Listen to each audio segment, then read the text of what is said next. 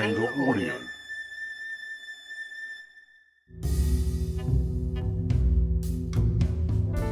I'm Steve Balderson, and you're listening to the Filmmaking Confidential podcast.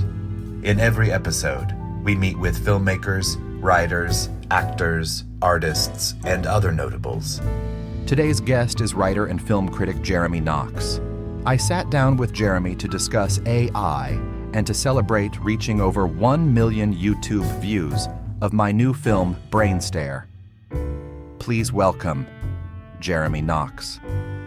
You made the world's first feature AI movie, and I watched it last night, and I was very impressed. I was very impressed because it was okay. I got to tell you what I've been doing a little bit from a review standpoint. I review movies. I'm not a very good reviewer, I don't think. I think I am. I mean, maybe I am. I don't know. But the thing is, I've been reviewing quote unquote bad cinema, right? And I've discovered something. I don't think it's like The Room by Tommy Wiseau. Everybody laughs at that movie. That's a movie made with perfect sincerity. Tommy Wiseau meant to make something beautiful, and people laughed at him for it. And I found that horribly unfair because he poured his heart into a film that he thought was going to be great. He didn't know how to make a movie, really. He had a little bit of hubris, a little bit of ego. But I love the fact that he went out there and he made something. He made one more movie than anybody who complained about the movie.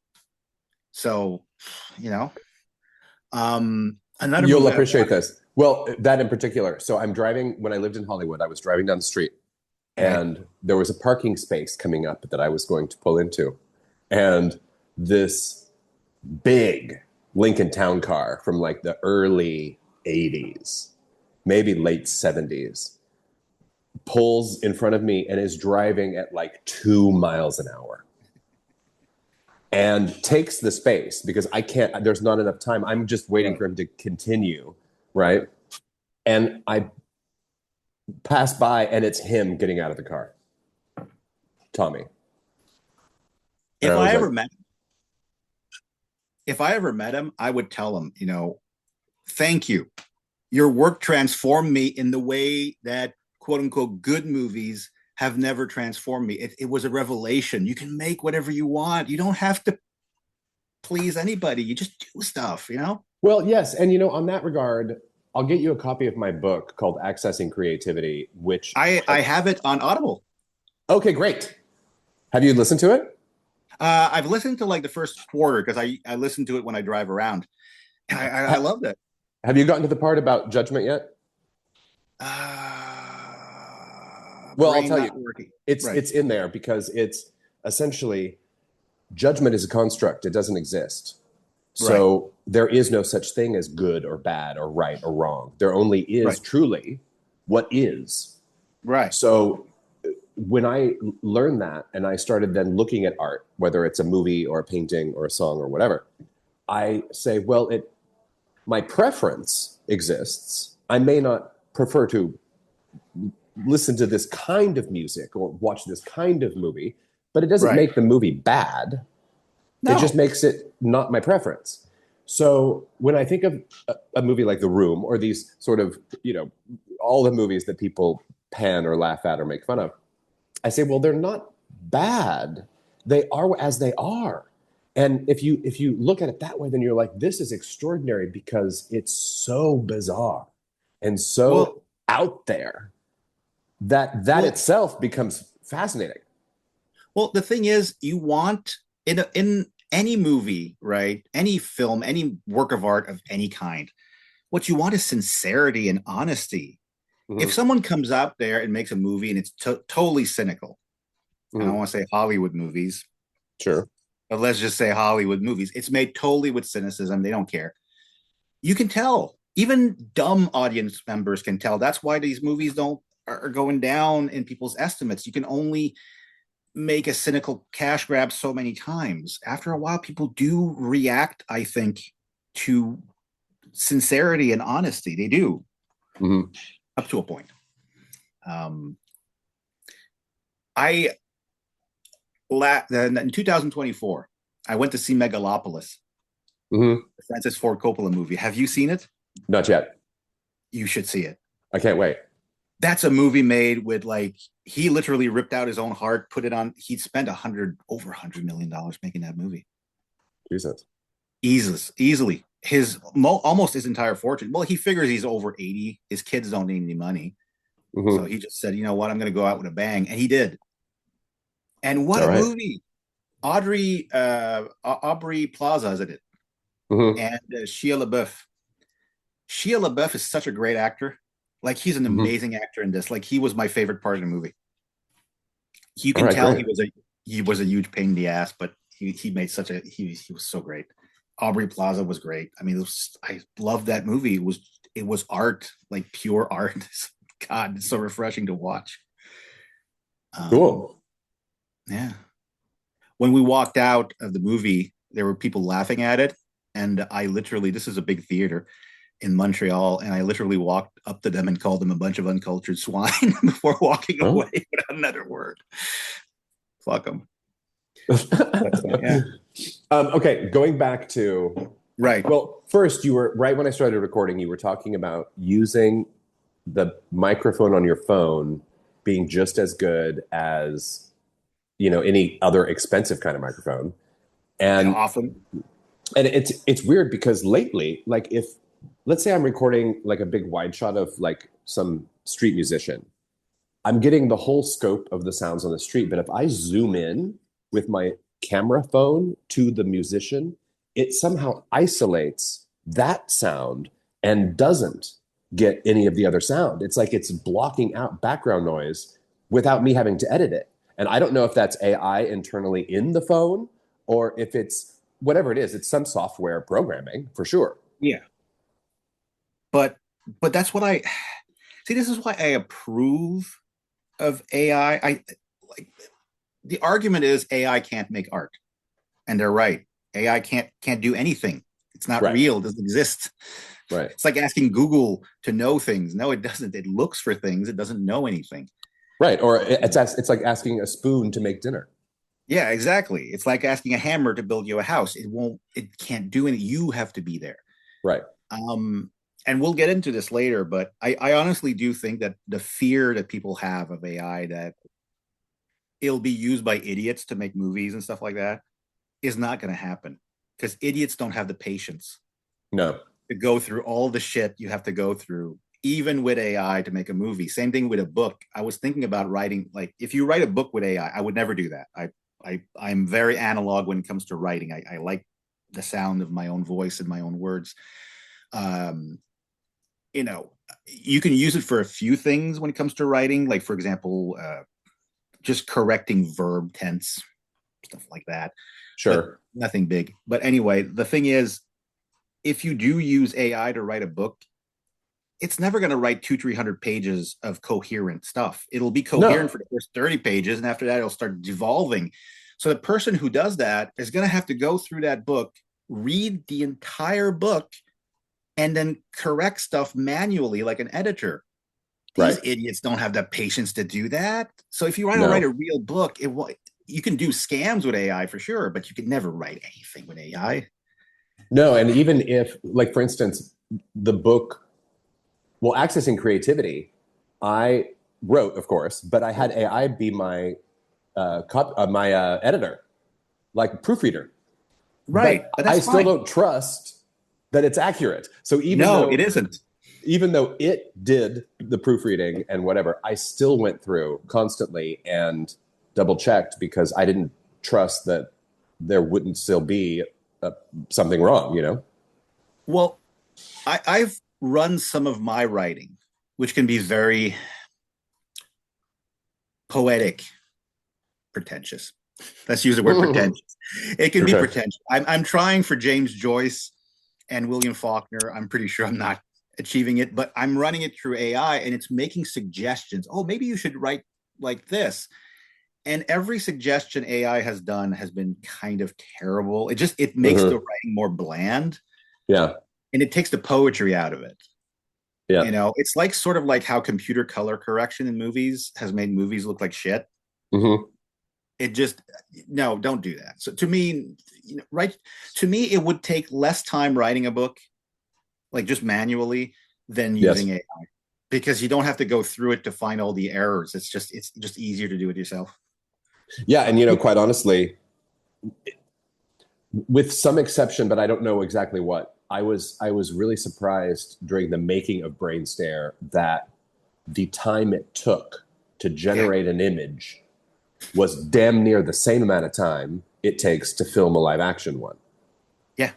And, people think you show up on a movie set and it's always perfect. No, the actors mess up and they don't do the line right. And you have to do take after take after take to get it to be the take that you want.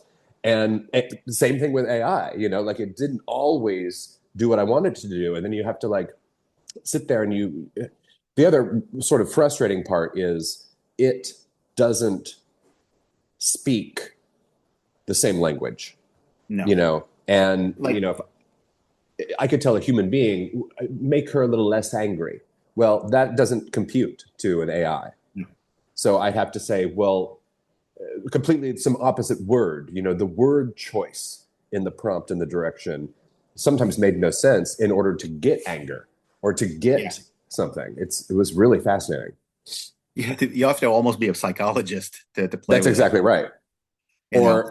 Or set it up with like for instance, swear words and all the curse profanity in Suglia's writing. I was really concerned because one of my main objectives was every single word of the script had to appear in the film. Right. I didn't want to edit anything out. I wanted it to be which maybe is a first for a screenwriter. I didn't want anything left on the cutting room floor. And because there was no time restraint and no worry about a project like this, we just went forward with that. And the other trouble was I had decided very early on that I wanted all the elements of it. The set design, the people, the costumes, the music, the sound design, all to be generated using AI. Right. And, in the cases where profanity was there or some really explicit stuff that I had to trick either by the spelling of the word or to set up a sentence at the beginning of the shot that I knew I would cut out in order to get the sentence that had the profane word in it, in order, like you could have just used a human voiceover, or I could have swapped in the word, but I didn't want to do that. And so then it became more difficult. Right. I actually think that if AI is used on a bigger scale, that people will just ADR stuff afterwards. They'll just do voiceover and just it'd be easier. It'd be easier to have a human do it. And well, that's the thing, and also probably AI by then will be like improved to the point where you'll be able to as you speak, the character won't move differently, but their lips will start to match the words that you're saying. You'll be able to like generate just the lip movements so that it'll fit. Right. I think that would be, anyway, if I was programming AI for movie making, that would be one of the things I would make. Mm-hmm. Because there's no way that it's going to be easier to get AI to say things than to simply grab a bunch of people or just do different voices and just do them afterwards, because otherwise it's going to be just hell. Because you'll ruin shots like just because you can't get the voices out, the dialogue out. Yes. And at the time all of BrainStare was made, it was before whatever it's called now, Seed Dream, or is that what it's called? There's a few platforms now that Well, the technology has improved. Like just between the short amount of time that you did, it's just massively. And I've also since found, I don't remember what it's called, but there are non-censored, like you could make porn with it. Oh yeah. And that's going to be for sure from China or Russia, but it'll be some weird thing. But it's And at the time, those sort of censored or uncensored things weren't available. So I was left with what was, there at the time. But even that it was. Do you remember my movie Watch Out? Yes. Okay. Yes. So you're a little. It's been God, how long has it been? Almost 20 years. Age. Yeah. Dr. Suglia's writing is really specific to him. And, right. I've never had the experience of reading, let alone listening to someone who writes in the style that he writes. Okay. And when I first got this script, he had published it in book form, and it looked like a play. It was like it was written as a play would be written, not like a screenplay. So there was, at the beginning of the Act 1, there was a description of the setting and the people and their description, but that's it.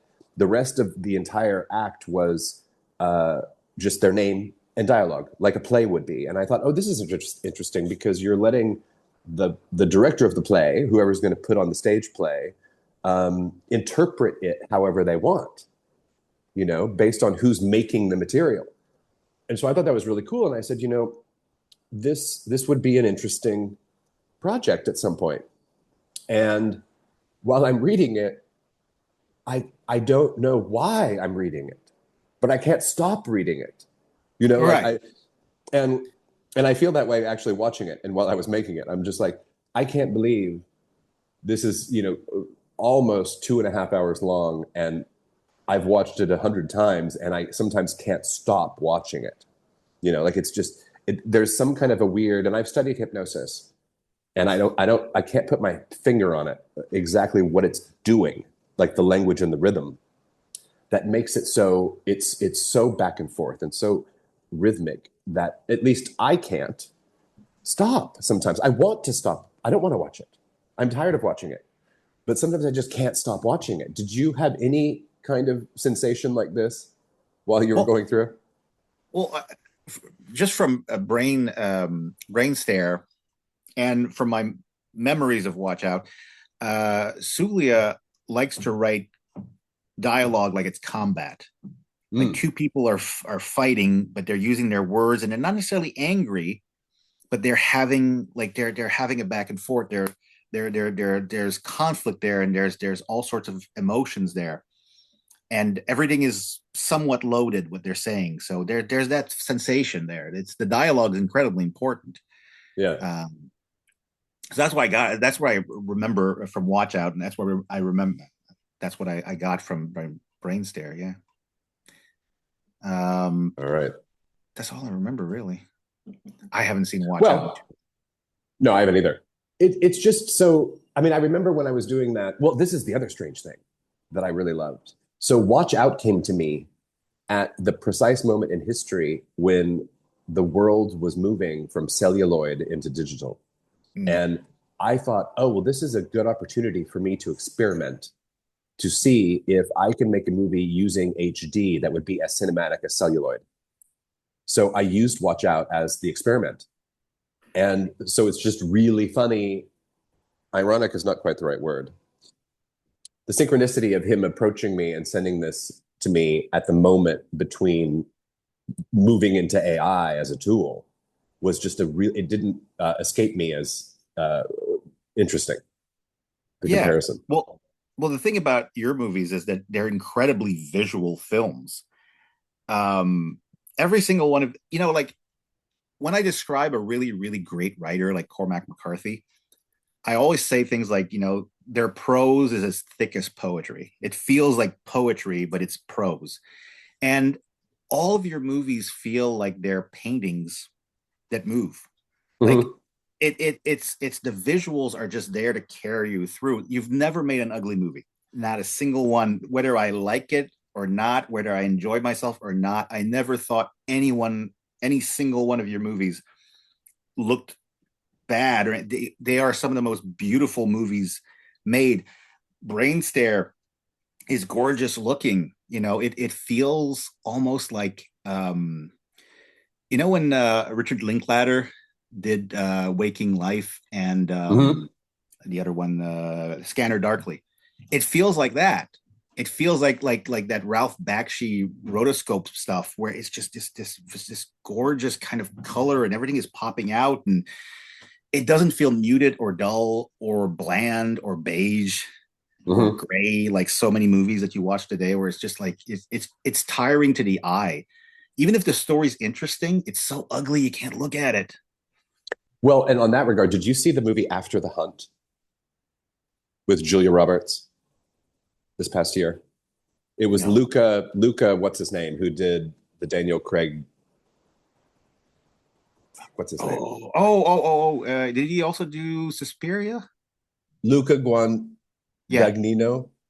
Yeah, he did Suspiria. He did the Suspiria remake. I remember that.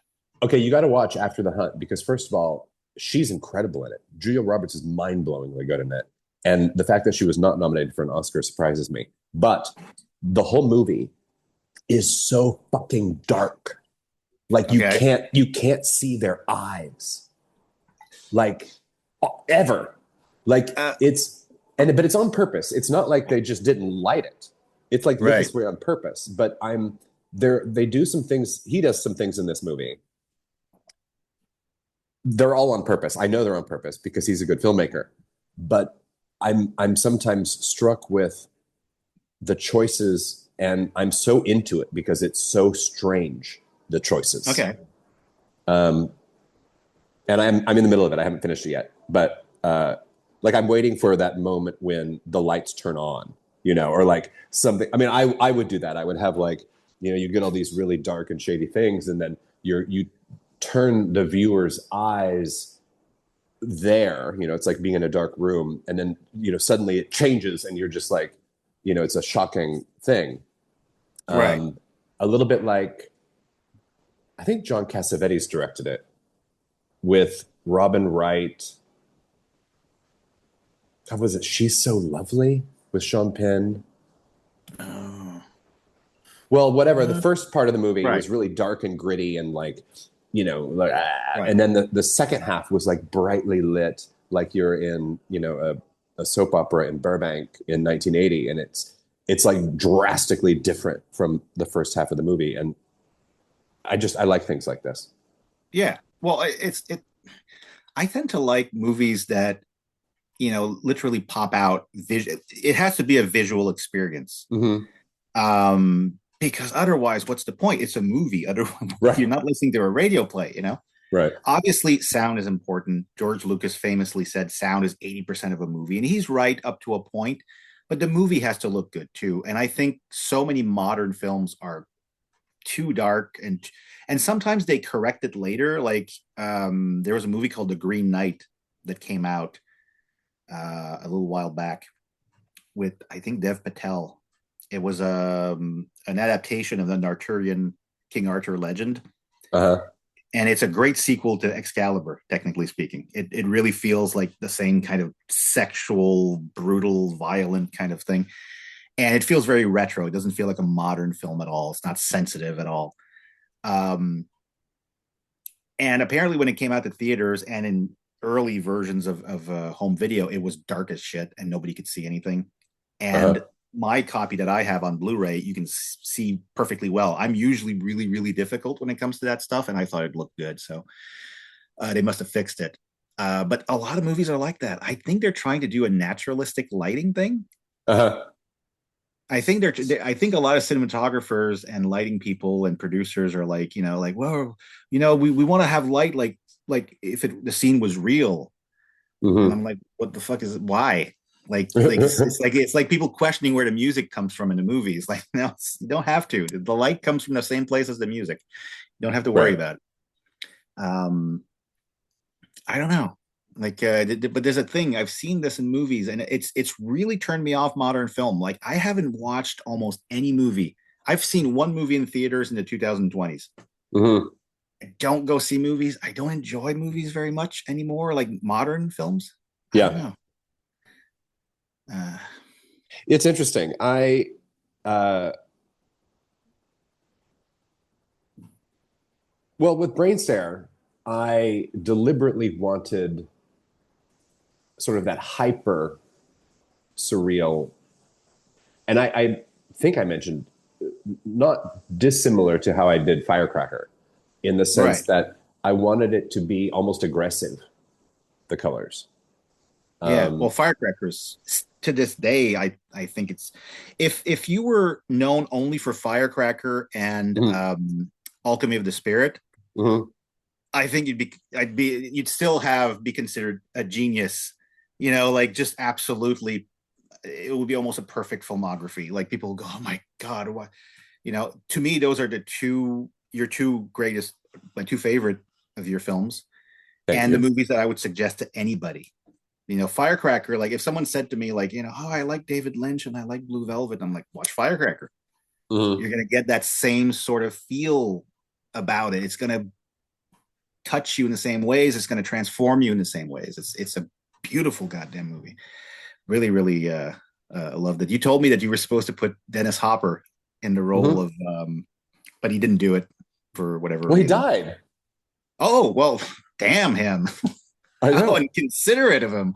There were some really key moments. Do you remember when the Concorde crashed in France? It was like the last one, and then they pulled them from flights. I was sitting in his living room with my father in Santa Monica, in Venice, California, and the Concorde had just crashed, and his friend came running in and turned on the TV. We sat there and watched the news report of whatever. So it was that day. I was at his house, and then it was really interesting because when he was attached, we couldn't find the funding. Like you know how they always used to say, put movie stars in your movie and that's how you get funding with name talent. Well, no, doesn't work. So at that time we had like a whole laundry list of people like James Russo, Debbie Harry, Karen Black, Sally Kirkland, Dennis Hopper. I can't remember who else. And we couldn't, it was like years passed and we couldn't get it made until part of it was I wasn't doing it the way it was meant to at that time. Like, it was then when I decided, okay, I'm going to have whoever plays the carnival singer also play the mother, and whoever plays the brother also play this, shoot half of it in black and white and half of it in color. None of that was the plan. That was my initial plan. But then once all these movie stars started wanting to be in it, I changed it and I made it more narrative, like normal structure. And then that wasn't working because it wasn't meant to be work that way.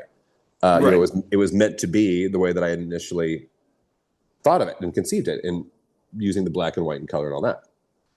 So the decision then to make all the color parts really color, like not just muted. You know, I mean, like the cinematographer, when he first, you know, showed me some of the clips, I was like, oh no, this looks like a regular movie, like in color, you know? Right. And I don't want it to look real. I want it to look like it's almost painted, you know? Right. And which is interesting because with BRAINSTARE then, it is painting. It is animation, even though they sometimes look like they have human characteristics. And I mean, now they do, you know, I've some of the tools. I did the last Emerald short film where it looks like a human being.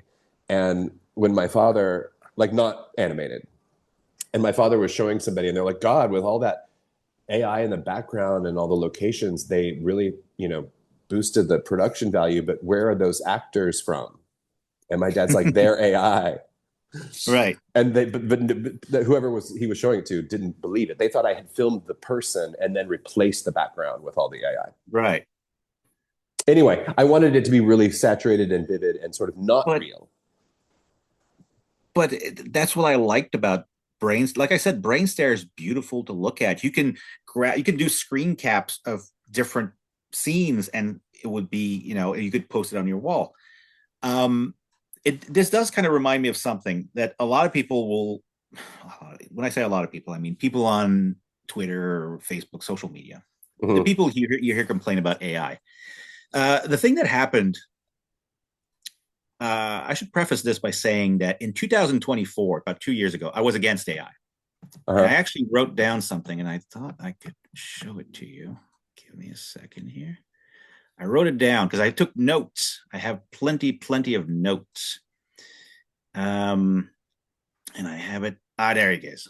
On June 3rd, 2024, I posted this on Facebook, right? Yeah, you don't mind if I read this? No, please. Okay. As art itself stands before the digital gallows of artificial intelligence, a great shadow falls across the land. And in this shadow gallops the four horsemen of the cinematic apocalypse, and their names are vanity, cynicism, greed, and insincerity. They poison all their touch, and their poison tastes like the sweetest of nectars to the doomed and the damned. All that is good withers before their terrible roars of their hooves, and those who would profit from them will open their wallets to find that all their gold is turned to blood. I wrote that for a review, for a film review. I took it out because it sounded like madness. And, you know, but that's what I thought of AI in 2024. So I wasn't exactly a fan. Mm-hmm. I have softened on it quite a bit. I do think it will be horribly misused by a lot of people, but there's nothing we can do about that. It's Pandora's box already been opened. What can you do? I'm not a politician. I'm not a lawmaker. I can't, They misuse it already. I mean, not AI. They misuse everything non-AI also. Everything. Right. Social media. In fact, most of the complaints you're hearing from politicians isn't about that AI is bad. It's that they don't control it. Right. That's really the thing. So this is all like, this is above us. This has nothing to do with me. No, and you're a filmmaker, and I'm just,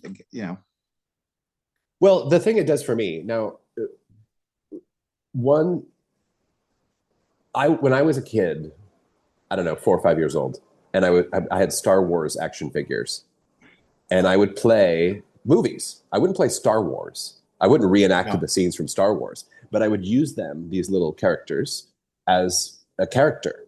So like, even though Princess Leia in her red outfit from Part 3, her name today in the play that I'm making might be Alex or Carrie or Jennifer, whatever. And then I would construct these sort of scenes, in my mind of what they were doing. And I would see it visually, even though I'm sitting there, holding the characters, but they would talk to each other and they'd have all these, whatever.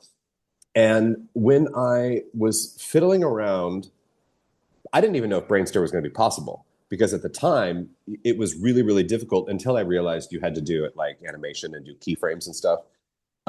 It was impossible to keep them looking the same, and from shot to shot. And then I was like, oh, well, I have to model them, so I need a picture of their face this way and a profile and behind, and then that's what I have to use to construct the frame, the start frame and the end frame, and then the generated between the middle, may or may not work. But at the time I was thinking, God, it's meant for me to be alive in this moment, because constructing without, and when I say without restraint, I think that is possible now, but during BRAINSTARE, it was still really tricky to try to get some of those shots generated, or have some of those words. And I thought, wow, there's no limit. Like, I think at one point you said, I don't remember what review it was that you wrote. I think it was you that said something about, what could I possibly achieve if given a real budget? Right. Something like that. And now I can. Well, yeah. Right. Well, the thing is, the complaint I hear is that it's not art. It's not art. You're not doing art because you didn't do everything that's on screen. First of all, there's a bunch of things about this that are incorrect. You can tell that the people complaining have never even touched AI. They just hate it without knowing anything about it. Right. I used to hate it without knowing anything about it. Then I started playing with it because I am interested in technology. I'm an old school person. I like old things more than new things, but that doesn't mean I'm not curious about new things. So I started playing around with it just to see what I hated. Simple as that. And I came to the conclusion that art comes in two forms, if you really think about it: capturing and creating. Creating art would be like a painter painting. Capturing is photography. no photographer has ever, well, some of them set up scenes, but I mean, for the most part, they don't create anything. They just capture the moment. Well, AI movies would be capturing the moment. You have the computer doing something for you, and it just happens to kind of do the thing accidentally or not. And you capture it and you keep it and you show it to somebody else. And that's technically art. Mm-hmm. It's like a little kid finding a pretty rock and showing it to somebody. That's art. Not exactly, but you know what I mean. Yes. And I think that's why I disagree with the idea that AI can't do art. An artist can use AI to make art. An Right. idiot will never make art with AI because they're idiots. They can't do it. Right. It's the brush. I mean, if you can hand everybody in the room a brush and give them a canvas, and the only difference between what ends up on the canvas is the person holding the brush and what they know, their technique, their skill, their what they've learned, or even what they've not learned, what they've just experienced in their life, or what their imagination is. AI, I think, can help those people who aren't very talented, create something that's interesting to see, perhaps, but it can't sustain. Maybe they can make a short film or they can make something, brief, but it can't sustain interest without the other stuff. And really, I keep saying it's exactly like making an animated movie. There's no difference between creating an AI feature like BrainStare and making a Disney movie, except, maybe less people, but you still have to have people.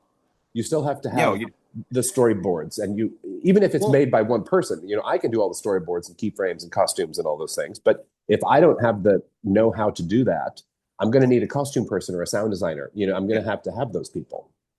Well, I honestly think that AI, if used properly, not just, again, there's the idea in a lot of people that AI is just pressing a button and it makes a movie. No, that's not how it works at all. Right. They can try. I challenge them to try to make one because it's impossible. Well, that's what I did. I posted some videos up on YouTube that I made because I was trying to do art with AI. I'm doing quotation marks, by the way. I was trying to do art and or at least something artistic, somewhat artistic. So I made the characters. I designed, well, one of the characters looks like me and it's got the big David Lynch Eraserhead hair. All of the women in the videos I made are me.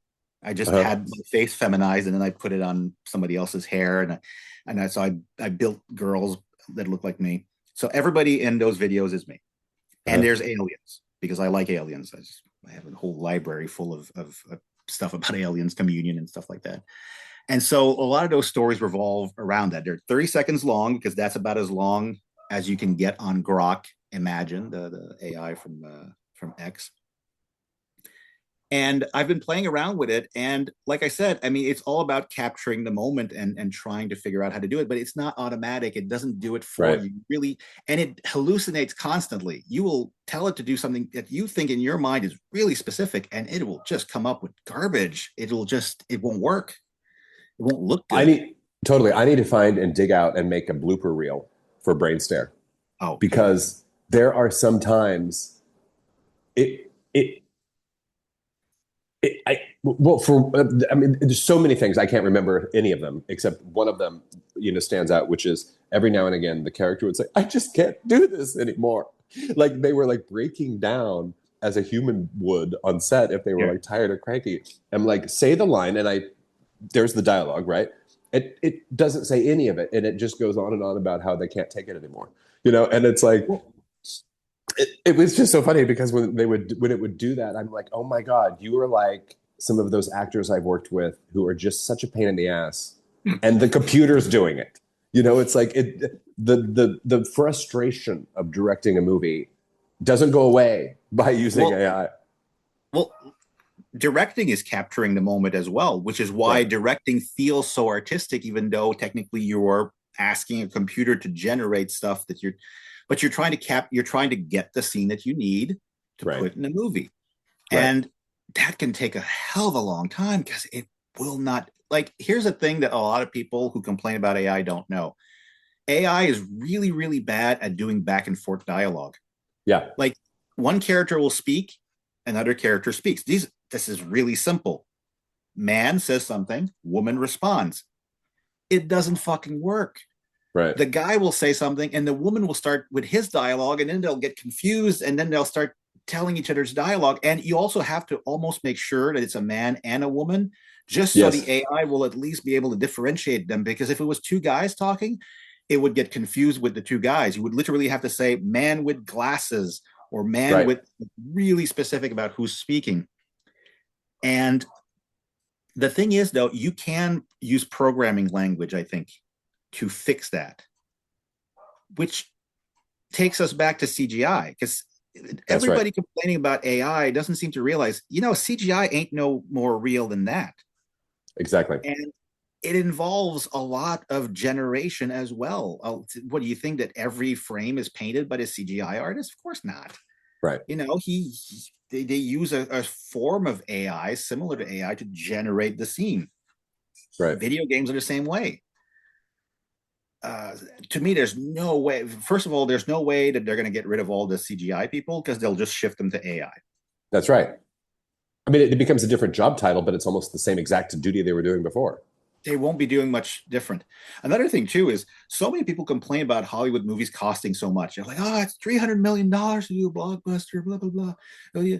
And they will go on about how big stars like Tom Cruise take a lot of that budget, their salaries for acting, their salaries for producing. But the thing that people don't realize is, even if you paid everyone's scale for that movie, it would still be $200 million. Right. Because there's so many people. It's a whole city working on that movie. Right. If you want lower budgets, you have to have less people working on it. The money doesn't go to the movie. It goes to the people working on the movie. That's right. Well, I've known that for years. That's why it's like, I like to keep my film shoots with 10 people or less, because it's you add one person, not only do they take up space, but you still have to feed them, even if they're working for free. And that, lunch and whatever, it adds up. It's bananas. I am really curious. Now, I think this will get there along the talk about CGI also, to incorporate it into. So I've been really obsessed lately with like spies and assassins, and the idea of, when I originally set out to make El Gonzo, one of my earlier conceptions was that this woman with amnesia who falls in love with this man learns halfway through, when she remembers who she is, that she was hired to kill him. And I thought, God, how great is that, to like have a character? What would she do? She's just fallen in love with him, and now she remembers she has to kill him. What would happen?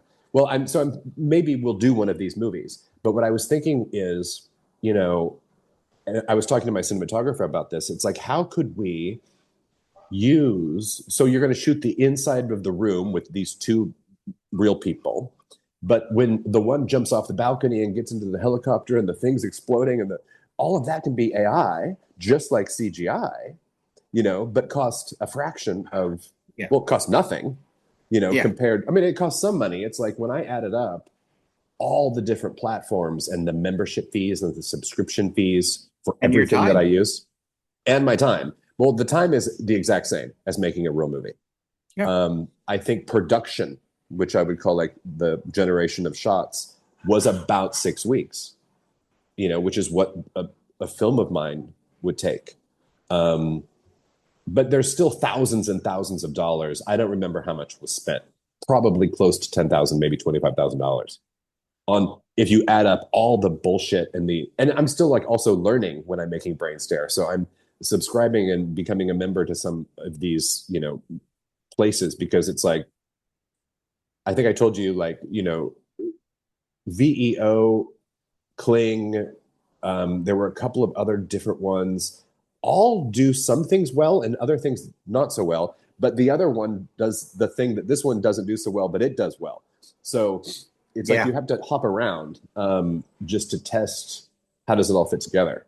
Or if it does. That's just the way it is. Yeah, right. That's just the way it is. Everything has, every program has its own expertise. I know sound guys who have to use 9 different programs to get to transfer one thing into another format so they can use the other program, and it's just insane. It's actually a waste of time, but that's the way it is. Totally. There's never one program dedicated to doing something well. One thing I think is going to change in filmmaking is the concept of storyboarding. I think will be done with AI from now on.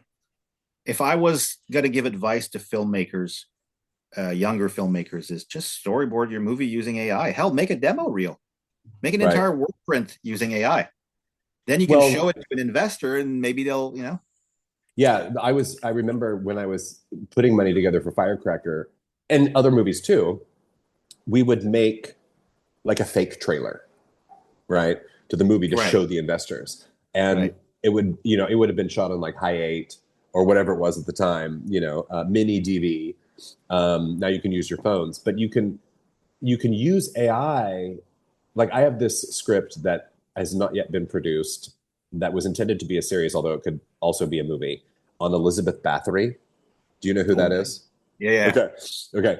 And so that is something. Now I could probably just do it in AI, but I could definitely use AI to have that pitch deck fake trailer for the show, to then go get the cash to then make the thing. Because something like that's expensive, when you have costumes and period drama and, naked women killing each other and whatever. Yeah, and castles and all that. I also really want to do, I don't know if I could do it with AI because it's all the censorship things. I want to do I know Elizabeth Bathory. I mean, like, she can't have her clothes on when she's taking those blood baths now, can she? That's exactly right. I also want to do a science fiction Roger Corman style Barbarella meets I don't know what, where all of the women on this space station are topless, and then they just have these big white or clear like fish bowl, helmets to breathe. Yes, finally. Thank you. Yes. Which, because it's so campy, could easily be done for not much money and using real people. I don't even think that's campy. I just, what it reminds me of? It reminds me of the best of European, like Heavy Metal Magazine in America was R-rated for, young adults, 17 to 19, 20, whatever. In Europe, it started in France. That was for teenagers, like young adults, like 12-year-olds. And I'm from Quebec, so I'm technically French. Yeah. And one of the things I never got into was comic books from America because they seem so flat and boring to me. Like, oh my God, Superman is going to go punch that guy out. It's just boring. Mm-hmm. And the comic books from France and Belgium and stuff like that were so ahead of their time and so, strong. To me, Heavy Metal Magazine is the kind of stuff I was reading when I was 11 or 10. And I never, obviously I'm a dude and I see boobs and I'm happy about them. But I mean, I never was reading them and just going like that. It's just, it to me was like, okay, this is the kind of story we're telling. This is the atmosphere. This is just cool. Right. And I never thought, oh my God, look at this objectified woman. I always thought, oh, cool, she's joining in the fun. She's having fun too. Cool. Right. So yeah, I miss movies like that. Like there used to be movies that were a little bit more like that. In the 80s, there's one movie called Hard Ticket to Hawaii, made by Andy Sidaris, I think. It's from 1989, 1990. And it stars a bunch of Playboy playmates. And obviously they're topless all the time. And I watched this movie fully expecting to just laugh at it and just think, oh, these terrible actresses, they should have stayed in the magazine and all that. And I watched it and all the actresses were great. They were actually good actresses. The guys who were in the movie that were hired to be like the action guys, they were terrible. They were the worst ones. But the movie's really good and it's full of action. And also all of the girls, all of the Playboy playmates get to join in and be action heroes too. And it's just this great movie. And to me, that's, I think, what you want to do as well. And to me, that's what fun is. That's what a fun movie is. Yes. Well, totally. And totally. And I think every demographic is a demographic. Yeah. Right. And I've often thought the only way to sustain a film career, not unlike Roger Corman or Lloyd Kaufman or any of these people, is to know who you're making the movie for. Right. And you can make a movie. It's like the gay sex movie that I made in Venice is right. There's two target markets, straight women and gay men. It's very, very small. Straight women is a big category, but I haven't seen that one, but I know it's going to be beautiful. So I should watch it. Well, I'm excited to share that with you. And in fact, I'm going to send you the Vimeo because no, you can in Canada. You can see it in Canada. Oh, sure. It's in North America. If not, I can always try to get a VPN and just get it that way. Well, no, you can see it, but I'm excited for you to see that because there are things I do in that which have never been done in film before. Good. And do you want me to tell you what they are? No, I'll just wait till afterwards. Well, tell me one. Tell me one. Oh, I don't know. It's one of the best ones because it comes out of nowhere, and it's like you go through the experience before you realize that had just happened. Surprise me then. Fine. But when I was doing it, people said you can't do that. It's never been done. People will think there's a mistake. You can't, blah blah blah blah. And I did it anyway, and it's the most effective tool. Like I feel like that movie was the first time in my career that I really knew how to use the tool. And then after learning how to use the tool, I was like, well, let's play around with AI. Like, let's just do some other things. Well, like I said, AI is, I think, also, look, I made videos. I don't think they're very particularly good, but I did learn some lessons in making them. I have, throughout my life, tried to write books. I think I have a process to write them. I think my process kind of sucks at times, but other times it can lead to good things. It's just, I'm having fun writing. I don't care. Yeah. The whole point of it is for myself to have fun doing it. And so I was doing these videos and I discovered that you can do art with AI by simply doing two things. One is sort of giving vague instructions to it so that it comes up with really weird interpretations of what you want. Mm-hmm. It's like getting an actor who's kind of insane and you know that they're insane. You hire them anyway because you're like, I want to see what this asshole does on my set, Yeah. And so I would watch the AI just completely be baffled by what I was trying to tell it. Because again, AI, the way you're supposed to do, like, for example, if you want the scene to be a person is sitting on the couch, sees a light outside, gets up, walks to the window, opens it, outside is standing someone. Someone is standing and staring at them through the window. Simple scene, but you can't say there's a light outside. The person you have to do it in absolute order of the scene. If you screw it up, but I wouldn't do that. I just kind of vaguely tell it to just give me a scene that kind of resembles this, see what happens. And more than once, it came up with stuff that was so bonkers that I was like, this is almost brilliant. This is like watching digital nightmares. Like it's like, yes. Yeah. And also Grok has an extend function, right? What you do is you generate 10 seconds and then you can extend that 10 by another 10 seconds. And you're supposed to tell the AI what you want to happen next, but you can leave it blank. So I would. Oh, interesting. And I would generate it twice. You could do up to 30 seconds and it's like a dream. Yeah. It's exactly like a dream because it doesn't know what you want. So it's like when you leave the camera running and you don't tell the actor, just keep going. And the actor is like, well, I finished my scene, but but just keep going. Let's see what you do. And it's the same thing. It's somewhat meandering, but it's so dreamlike. Yeah. Because the AI is trying to please you. It's trying to find a way that will, and also if you set up the mood in that first 10 seconds, it has to follow that mood. So if you say something like nightmare atmosphere, thunder and lightning in the air, but no rain, clouds that look like skulls overhead, stuff like that. Just something, you get a feeling, trees, like skeletal hands reaching out from the ground, like it's something that will evoke atmosphere. Then it kind of goes full on dream, and it's just farting out stuff, and it's amazing. It's usually really interesting to watch it sort of do that, and it's so similar to a human dream because I tend to be very lucid dreamer and to kind of remember my dreams fairly well. And I can tell you from experience that resembles a human dream, like an actual human dream. It has that kind of feel of it where it just fades into one thing to another. And and even the stuff that comes out of nowhere feels very dreamlike. So to me, that's the fun part. But the thing is, when you do that, even though you might not be able to use that video, it's giving you an idea for the next video. That's right. So you're giving yourself ideas with your failures, because that's the one thing I tell people.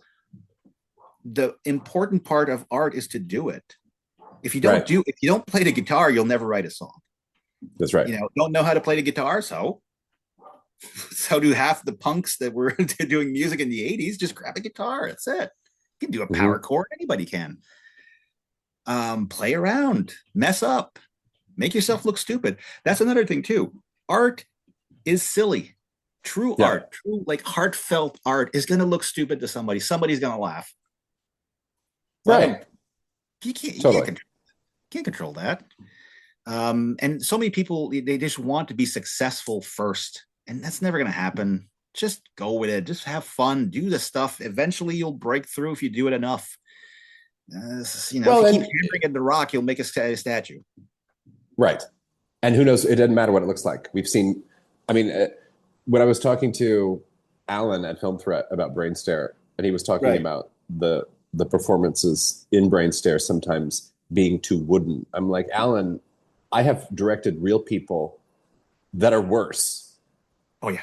Right. So it's like it's impossissible. I've reviewed enough bad movies to it's like there are really bad actors out there, and if now the actors who are really good aren't going to disappear. AI is not replacing them, but I think they should worry if they're not very good. Actors who really just aren't very good. I think I would much rather direct an AI that's mediocre than an actor that's terrible. But you know what? It doesn't matter if an actor is good or bad, as long as they're memorable. Well, that's true. I think that's more important. No, that's true too. Because one of the reviews I did for a bad movie, right? I mentioned, if you want to be an actor, the number one thing you need to do, remember your lines, speak in a clear voice, and try to be interesting. It doesn't matter what you do as long as you're interesting. Be interesting. It's the worst thing you can do is just be bland. Just go out there. It's fine. You'll be fine. Because there's a movie, I think you should watch it.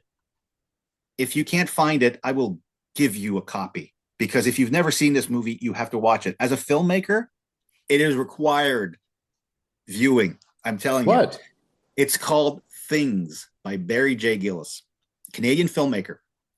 He would make an amazing interview, by the way. You can find him on Facebook.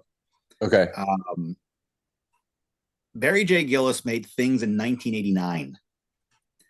Him and a bunch of his friends. They made this movie for almost nothing. And it is the most baffling film you have ever seen. It's considered one of the worst movies ever made. Ever. All right. And I understand why. If you watch this movie ever in your life, you're going to watch this movie and think to yourself, why the fuck did they do this? Why did they do that? Why did they do it this way? And it's just bizarre. It's everything in this movie seems wrong. But then there's little moments of, I won't call it brilliance, but accidental. Like you watch it in this fascinated horror, like, oh my God, what the hell is going on? Like it's supposed to be a horror movie like Evil Dead or something. A bunch of friends go to a cabin in the woods, screwed up things happen, lots of gore and blood, but it is so bizarrely done. The dialogue is surreal. It's more surreal than a David Lynch movie. It's more surreal than an Alejandro Jodorowsky movie, but accidentally surreal. Like I love shit like that. Oh, it is. It's a revelation. I swear to you, you watch this movie, you won't be the same person at the end of the movie that you were at the beginning. Okay, good. Yeah, I'll see if I can see it here. down the street from where I live here in Barcelona is a brilliant show right now on Jean-Luc Godard. Okay. And there are a lot of his movies I haven't seen. So do you remember the one, I don't even know which one it is, but I have to watch it, where the car is passing all of the stopped cars and there's honking and honking and honking. And this goes on for like 10 minutes. And the guy's just like trying to pass all of these stopped cars. And finally, and it's one take of this car going down the street. Right. And it comes to the end and the camera comes back and there's these dead bodies bleeding in the street. There's been a terrible car accident and the camera comes back and then the car just goes by and it's stunning. I mean, it's the most stunning thing. I'm like, oh my God, I have to see this movie.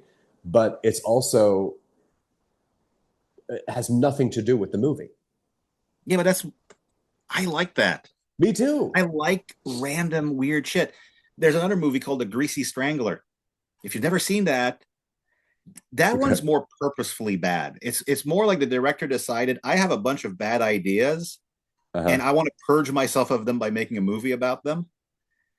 And the main actor, I think he's called Michael St. Michaels, who plays the Greasy Strangler, is brilliant. He's this guy who made movies in the 80s and 90s, and he was a hairdresser to John Travolta.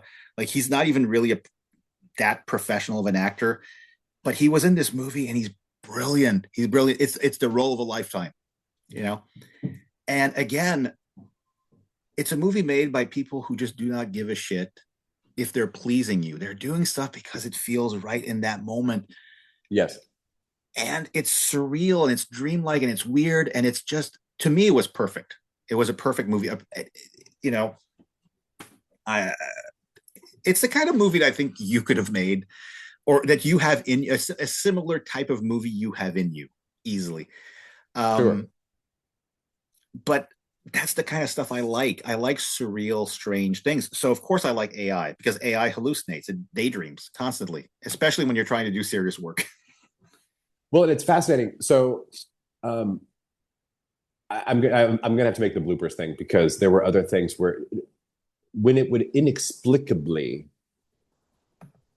create an appendage, or, I mean, I don't know, some random hallucination of something on its own, right? Like, I didn't tell it to. I'm like, how could it get there? You know, like, it's so fascinating to me.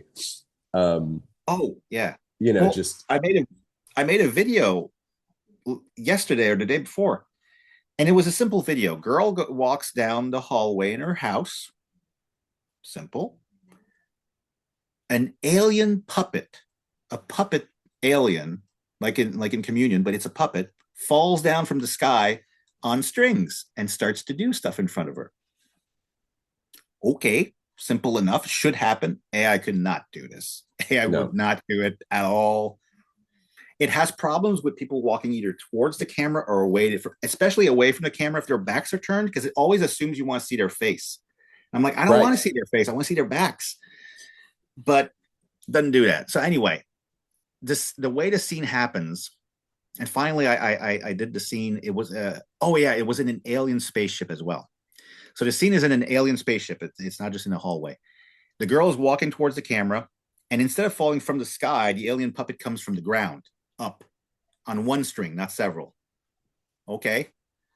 And so I pressed extend. And what it did was, the girl goes in the back of the alien and unzips it like it's a suit. I didn't tell her to do that.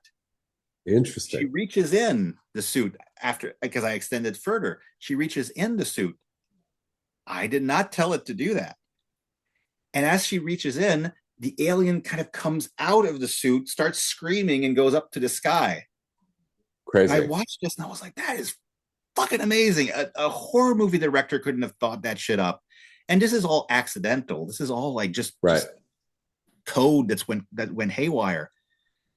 And I think there's really great moments like that to be found if you play around with it enough. Yes, but the thing is, you're a brilliant writer, right? You've got to have the gift on either side of it. to know what it is you're seeing, because it's like, yes, you and I could turn that into a really great movie, but you have to know what it is that you're seeing. I mean, I don't know how to explain it. Yeah, you have to. The thing is, it's not about what you create; it's about what you edit out of what you create. Yes, that's right. You have to, you have to find a gold nugget in the shit. You know, That's you right. can produce a lot of crap, but if you can't find that gold nugget in the middle of it, that's the thing with bad filmmakers. They seem to do lots of crap, but they never really find a nugget. And if they do, they completely ignore it and they go towards something else. Yeah, but I mean, I've directed. I mean, I remember. I'm not going to mention which movie, and I'm not going to mention which character or person, the actor, showed up and was terrible. Right. Like, I was like, oh shit. And it was like the first day of filming this movie. Right. And I was like, what am I going to do? Like, it was just so bad. And then, flash forward to editing, and for whatever reason, stole the scene. Right. Like, it was brilliant in the editing. That's what I mean. That's what I mean. I've never felt that there's such a thing as bad acting as long as it's memorable. Like, yeah. There's tons of movies that I've seen. Like, there was one. What was it called? Not Hobgoblins, or anyway, it doesn't really matter. It was with the same guy who played Grizzly Adams in the '80s. This guy was like, in the dumps. He didn't have any money, and he was starring in these movies. And he looks like the most depressed, disinterested person in the movie, and he's so it's funny because he's so depressed. Like, at one point he's smoking a carton of cigarettes, and you're like, that was your pay for the day, wasn't it? That's what they gave. They just gave you a carton of cigarettes anyway. And at one point he talks to somebody, a scientist, about something, and the guy playing the scientist is not an actor, even he's not very good, but he just runs into the scene, starts shouting all the dialogue, talks at 1,000,000 miles an hour. And he made me smile so widely. I just laughed. I was like, this is perfect. This is what this needed. A little pep, So sometimes, totally. Go back to, you just finished. You're going through it. Tell me, You're watching BRAINSTARE. What's going on in your mind? What are your sensations? What are you experiencing? And then when it's finished, what happens? I wrote some notes, of course. Okay. And I wrote notes about, here's the thing. By the way, congratulations on 1 million views. You got 1 million people to watch an experimental movie. That's right. That's an achievement in and of itself. No, totally. You got 1 million people to understand what experimenting with cinema and art is all about, and that is better than anything ever. That's the greatest achievement in 2026, easily, just because a couple of people have their minds open. Maybe 3/4 of those people watched it once, never again. But I'm saying, if 100 people who watched it suddenly decided, I want to be an artist because I saw this, Yeah, art doesn't do any good on the shelf. No, you got to do stuff. You got to go out there. I like the phrase "plenty of seas in the fish." Was that accidental or on purpose? Every word written was set as written, and no additional words were added. Okay. Very good. I liked it. I mean, like, also, I love the fact that it's aiming high. Like, it's literate and educated as a movie. It doesn't feel like a movie that's talking down to the audience. It uses fancy words that maybe you just understand through context rather than because you know what the words mean. The movie points it out more than a few times. Yes. And so, like, that's the kind of movie that we need. We need smart movies. I'm so tired of superhero movies and Hollywood movies and stuff. I'm sick of them. I'm sick of them. I don't care if they mean well. I'm sick of them. I saw the trailer for Wicked, and I just stared at it and went like, why? Why must this exist? Right. And it's such an ugly movie. You can tell that they didn't know, because they have to light the person. Right. And the background is not the same lighting as the person, so that it's all flat. It just feels, what? Here's one of my complaints about modern films. It feels like two dimensions. Old movies, Roger Corman movies, The Mask of the Red Death, made in 1964, looks more in 3D than modern films like Wicked. Yeah. Because we use these high def cameras to make the backgrounds and the foregrounds just as clear. There's no blur in it. There's nothing. Right. And when you see foreground clear, background blurred, your brain automatically puts space in there. Yes. And because modern movies don't do that anymore, everything looks flat and dry and cold, and I just can't do it. I can't watch that anymore. I have a visceral reaction to these movies now. I cannot do it. Yeah, no, I know what you mean. Yeah. Horror movies don't scare me. Action movies don't excite me. Comedies don't make me like, well, there's no more comedies, but I mean, like, but fantasy movies don't make me dream. It's just, what's the point? Right. But yeah, great achievement with BRAINSTARE. 1 million, and also last week was 750,000, I think. So you got 250,000 people in a week to watch it. Well, and I think I don't know anything about the YouTube algorithm. Right. But now it's like, I think more people get it shown to them than it had maybe a week or two before. Okay. Because it's like more people watch, and then more it's like somehow it knows to show that. Well, when you're just scrolling through. Yeah. Well, as soon as something becomes popular, then the YouTube tries to make it more popular, obviously. Right. But yeah, I think it's definitely worth a watch. I think it's definitely something that will educate you. Like I said, it will transform you to some degree. You will watch it, and it'll make you. People might like it, people might not like it. I don't think that really matters. I think what matters is that it shows you the process of creation using AI, because you can tell every scene, you can tell that there's a creation happening in every scene. You can tell that, if you look at it from perspective of an experience, you can tell that, I'm watching you trying to figure out how to program the scene so it'll work, try to work around stuff. And I think that's what I liked about it. It feels like that. It's great.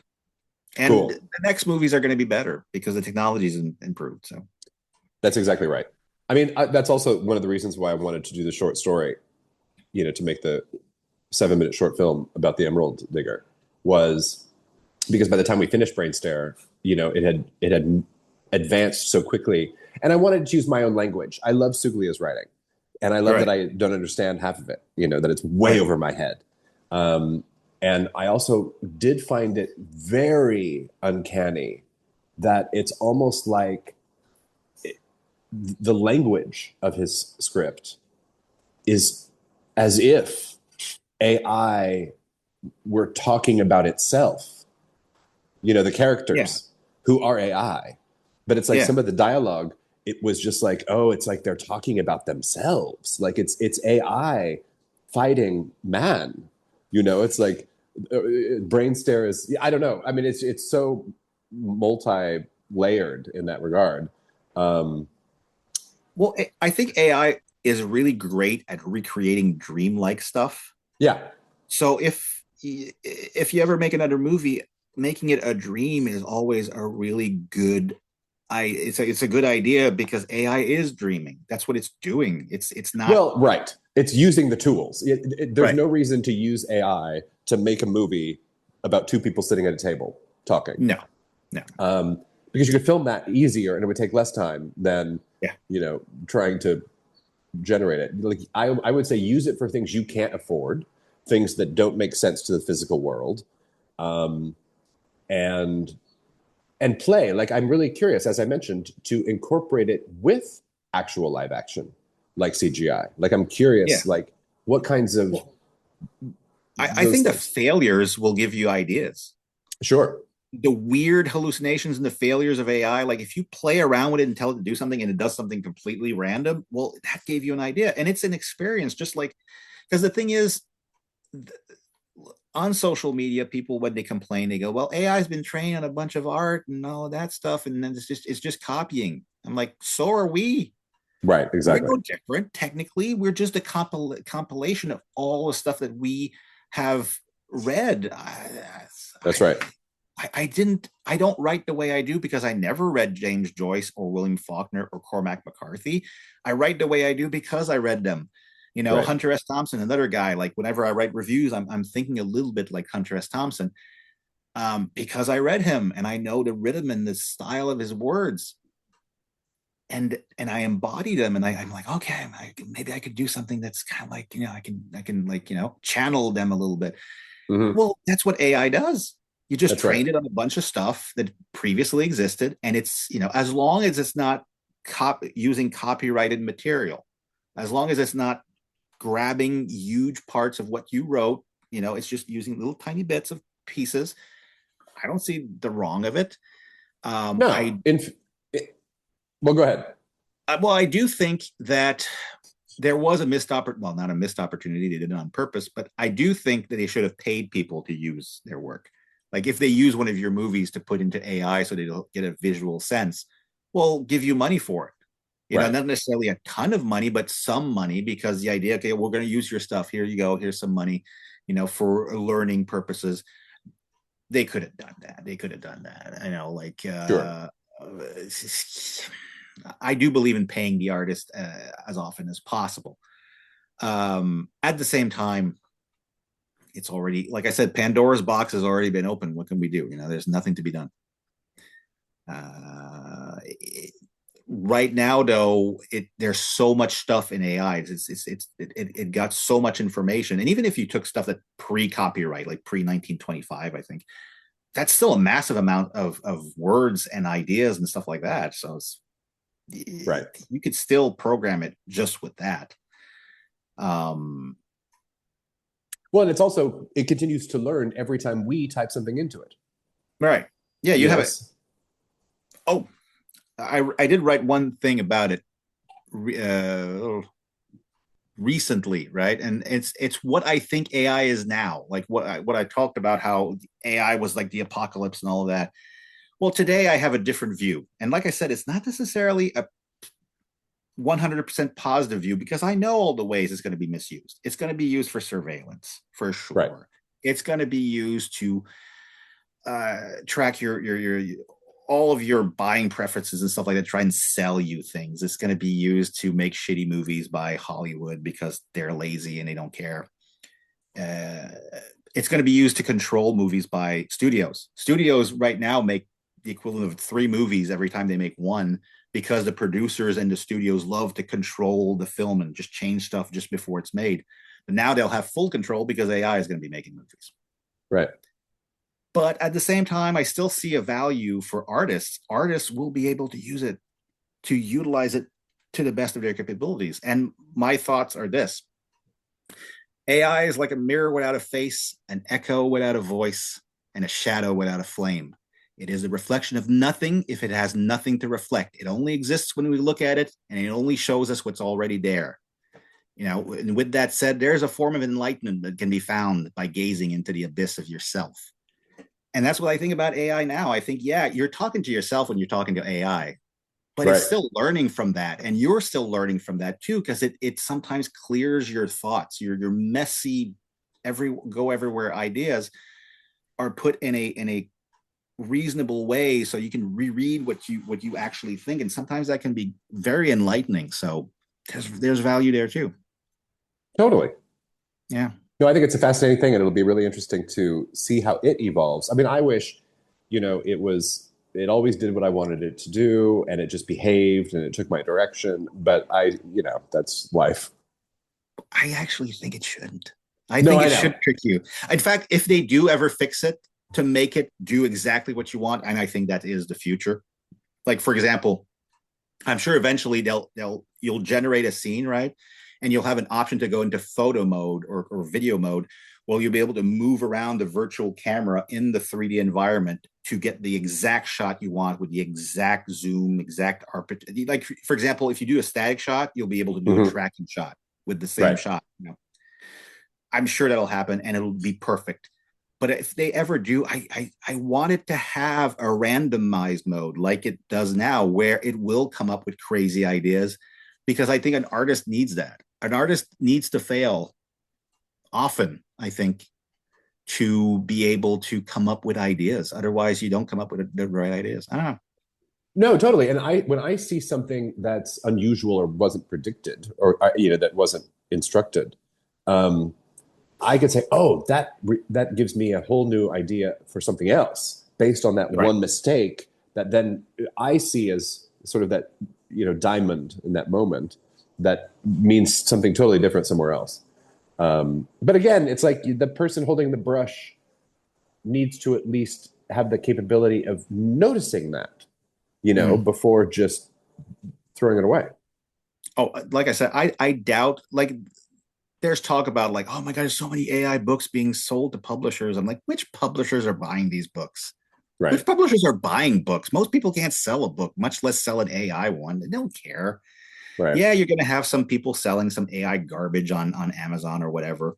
And it'll be books written by no one, read by no one.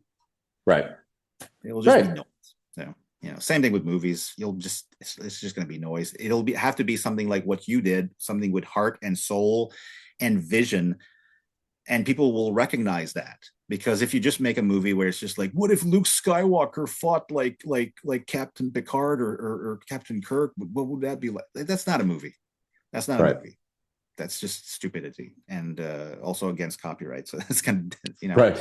Anyway, so I'll let you go. It was a pleasure to talk to you. Always. And I really I missed you. I missed talking to you. We talked so long ago, and you're always interesting, and you're always so incredibly goddamn smart. And I love your work. I really do. I have loved your work since I first saw it. It was transformative. It was very early, and the thing that the writing, the reviewing thing that I was doing. And it was one of the great experiences of my life. I met your father. I met Selena Luna, I think, who was in the movie. And it was just the greatest thing. It just made me so happy. It still does. Anytime I'm feeling down, I think about your movies and I start to smile a little bit because it just makes me feel that way. So thank you for that. Thank you, kind sir. Yeah. So we'll catch up. And I hope you make something else, because I'm really curious to see what else you're going to do. Oh, yeah. I've got so many things on the burner. I have no idea. And who knows whether it'll be live action, AI, or a combination of both. We'll find out. Like I said, whatever you do will be good because you are an artist. And it's the hand behind the brush that matters. You're right. So I'm not worried about that. As soon as I saw that you had made an AI movie, I wasn't worried. I was like, I know this is going to be at least interesting, at the very, very minimum interesting. It will not be boring. It will not be worthless. It will be something worth watching, worth seeing. And I recommend this movie to anybody. Like, if you don't like AI, at least watch this. Maybe it'll change your mind about at least the possibilities of it. So. Yeah, it's crazy. Well, thank you. No problem. Have a wonderful day. You too. Thank you. And we'll talk soon. Yeah. And we'll keep in touch. Yeah. Maybe we'll do this again or whatever. Anyway. Let's do it. Yeah. Okay. Cheers. Bye-bye. Bye-bye. Bye. Ladies and gentlemen, Jeremy Knox. If this conversation made you think, imagine what 137 minutes inside BRAINSTARE will do. The film is now available and streaming on select digital platforms worldwide. Tune in next time for more Filmmaking Confidential. It is totally free to subscribe, and when you subscribe, you'll get upcoming new episodes automatically, and you'll have free access to all our past shows. The Filmmaking Confidential podcast is a production of Dakanga Audio and produced by myself and Ella Spencer. Our original theme music is composed by Kevin Robles. I'm Steve Balderson. Thanks for listening. Until next time, keep making, keep doing, keep going.